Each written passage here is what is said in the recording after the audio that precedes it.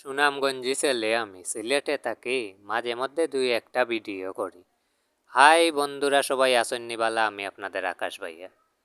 বন্ধুরা, চলে এলাম নতুন আর একটা ভিডিও নিয়ে। আমার আজকের ভিডিওটা হলো, আমাদের বাসায় ছিল গণেশ পূজা, সেটা নিয়েই ভাবলাম একটা ভিডিও তৈরি করি, আপনাদের সাথে শেয়ার করি। কার কাছে কেমন লাগলো বন্ধুরা, অবশ্যই কমেন্টের মাধ্যমে জানিয়ে যাবেন। এখন গণেশ মূর্তিটাকে স্নান করানো চলতেছে, যেটাকে অভিষেকও বলা যায়। তো অভিষেক করার পর পুজোটা শুরু হবে। এই সবাই পাশেই থাকবেন, ভিডিওটা শুরু থেকে শেষ পর্যন্ত অবশ্যই দেখবেন। আমার মামা অভিষেক করাচ্ছেন, তারপরে পূজাটা শুরু হলো।